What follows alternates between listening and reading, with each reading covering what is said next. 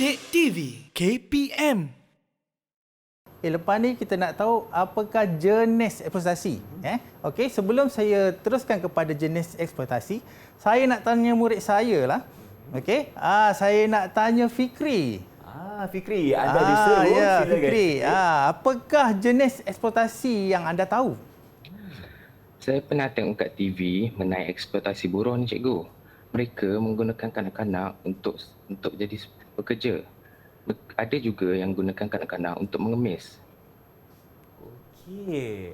Okey, betul. Okey, itu adalah salah satu jenis eksploitasi. Nanti kita akan masukkan ke dalam jenis-jenis eksploitasi yang saya akan kongsikan. Okey, bagus Fikri, terima kasih.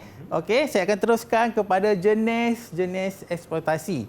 Okey. Di dalam buku teks tingkatan 3, halaman 177 hingga 181 mengenai eksploitasi. Okey, dalam buku teks ada 9 jenis eksploitasi. Okey, hari ini saya akan kongsikan 6. Okey, 6. Okey, itu. Okey, pertama adalah eksploitasi seksual. Okey, kedua adalah kahwin paksa. Ketiga adalah pedofilia. Yang keempat adalah eksploitasi buruh. Dan kelima adalah eksploitasi untuk melakukan jenayah dan last sekali mengupah kanak-kanak untuk menjadi askar. Okey, ini 6 daripada 9 dalam buku teks, cikgu. Ya, betul. Murid-murid boleh rujuk dalam buku teks ya. Okey, kita pergi satu persatu. Okey. Yang pertama. Pertama adalah eksploitasi seksual. Okey, berbentuk penipuan, paksaan atau memujuk seseorang untuk terlibat dalam sesuatu pelakuan seksual. Okey, maknanya ni dia mengambil kesempatan untuk melakukan perkara-perkara yang lebih kepada seksualiti. Okey, aktiviti seksual seperti pelacur, tukang urut, agensi teman, seks cyber dan sebagainya. Bagaimana ini berlaku? Okey, contohnya macam tadi, Ifan cari kerja. Cari kerja. Okey, Ifan sebenarnya nak cari kerja, tak tahu kerja apa. Belum tahu. Yang Ifan tahu, Ifan nak duit je, cikgu. Ya, tapi bila dah pergi temuduga, rupa-rupanya dia kata, okey, kita akan tawarkan kamu untuk menjadi tukang urut. Okey. Dengarnya macam biasalah tukang urut tu memang ya, betul. Okey. Lepas tu macam Ifan kata, saya tak tahu macam mana nak urut buat tukang urut ni kan. Tak apa, kita akan ajar.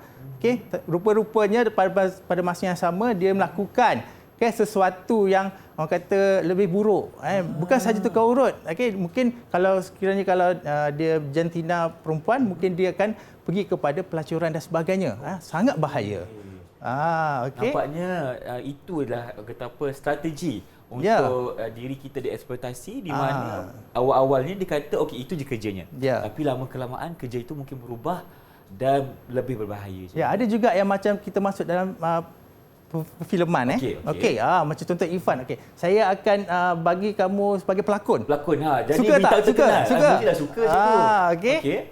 Tapi pada masa yang sama dia ada agenda lain. Okey, dia buat pula filem-filem yang lucah dan sebagainya. Okey. Dan juga dia kiranya kalau macam kita dah berada dalam kumpulan tersebut, dia akan cuba buat ugutan. Itu yang susahnya nanti. Bahayanya untuk eksploitasi seksual. Baik. Okey. Itu yang pertama. Yang pertama. Okey, seterusnya yang kedua. Okey, yang kedua adalah kahwin paksa. Okey, di mana ibu bapa yang memaksa anak-anak mereka berkahwin dengan individu tertentu. Okey, di mana kanak-kanak ataupun orang dewasa ini mungkin diugut secara fizikal, seksual atau dikenakan tekanan dan psikologi yang tinggi untuk memenuhi kehendak mereka. Okey, macam mana? Apa yang Ifan faham? Kahwin paksa ni. Kahwin paksa ni maksudnya individu itu tidak dapat memilih pasangan hidup mereka sendiri dan mereka akan dipaksa melalui kekerasan mungkin dan juga ugutan ataupun perlakuan secara seksual. Okey, maknanya kahwin paksa ni kalau kita tengok dulu-dulu lah. Zaman dulu lah. Ibu bapa kadang dia mengaturkan anak-anaknya. Kadang-kadang dia pergi ke arah positif, betul? Kadang-kadang ada yang mak dengan ayah okey, tapi anak tak okey dengan pasangan dia. Itu adalah aturan. Tapi kat sini kahwin paksa maknanya ada individu yang mengambil kesempatan. Contoh, contoh Ifan, Ifan ayah. Ada anak perempuan. Saya adalah orang yang Ifan pinjam duit. Okey. Baik. Saya pinjam duit dengan cikgu lah contohnya. Ya, betul. Okey. And then lepas itu, okey, saya mengambil kesempatan. Okey, saya kata, okey, kita boleh selesaikan hutang ni dengan cara kahwinkan anak awak dengan saya. Macam tu cikgu. Maknanya dia tak ada duit untuk bayar hutang tu, dia macam jual anak dia cikgu. Ya, betul. Itulah kerana mengambil kesempatan untuk keuntungan dia.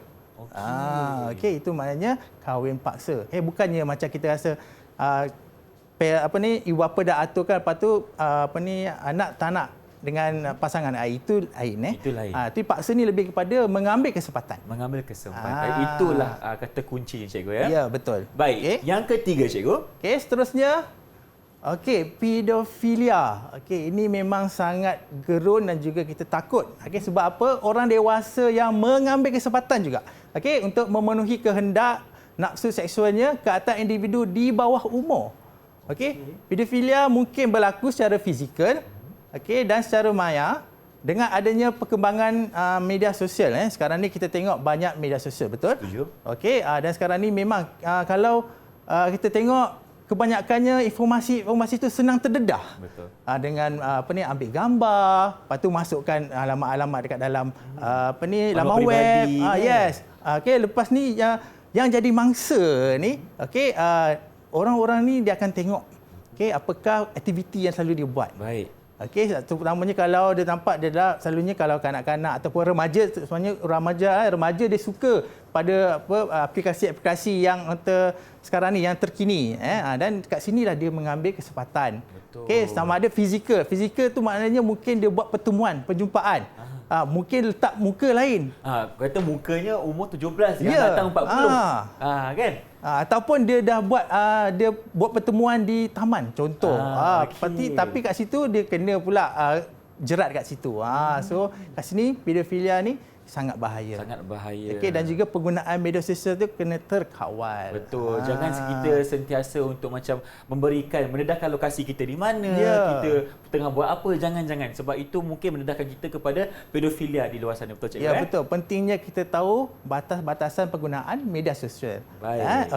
Seterusnya. Yang keempat, silakan cikgu. Eksploitasi buruh. Di mana kanak-kanak di bawah umur dipaksa untuk bekerja. Di mana paksaan ini mungkin wujud dalam bentuk kekerasan, penderaan atau keganasan. Kanak-kanak ini diminta juga untuk bekerja untuk menjelaskan hutang keluarga. Kalau kita tengok kebanyakannya kanak-kanak yang umur 18 tahun ke bawah ni dipaksa untuk bekerja. Betul. Selalunya kalau kita tengok masalah dari segi sosioekonomi keluarga. Dan juga ada juga ibu bapa yang menyuruh untuk anak kerja. Tak payahlah pergi sekolah, kita saya nak awak kerja untuk dapatkan duit keluarga. Sebab itulah kita kena ada kesedaran. Supaya sepatutnya kanak-kanak ni pergi mana? Pergi ke sekolah dan menimba ilmu, cikgu. Ya, betul. So kita perlu atasi masalah ini. So ini adalah jenis eksploitasi, eksploitasi buruh. Baik, yang seterusnya. Yang seterusnya. Tadi yang keempat itu eksploitasi buruh.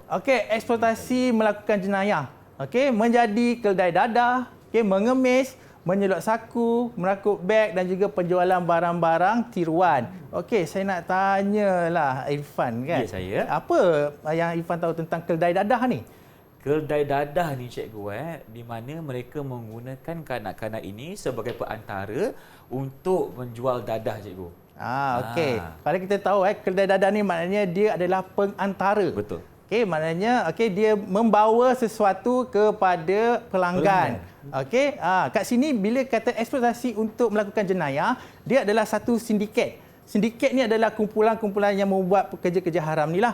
Dia akan rekrut, ataupun akan ambil kanak-kanak ataupun remaja untuk melakukan perkara-perkara tersebut.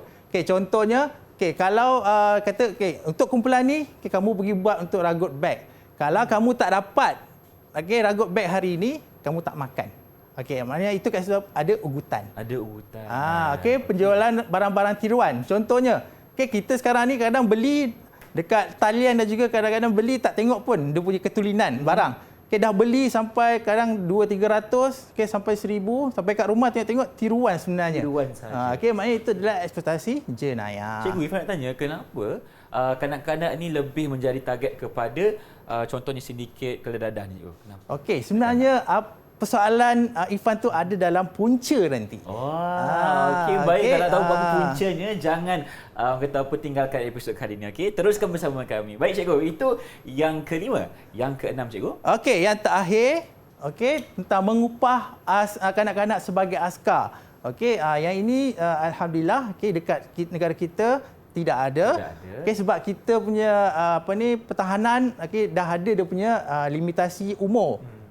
Dan ini dia memerlukan kepada sebaran macam kita tengok kat sini, pihak-pihak tertentu menggunakan kanak-kanak untuk mempertahan dan juga menyebarkan ideologi terpesong mereka, selalunya macam ajaran sesat dan sebagainya lah. Menggunakan kanak-kanak, sebenarnya kita tak boleh menggunakan kanak-kanak untuk tujuan pertahanan dan sebagainya.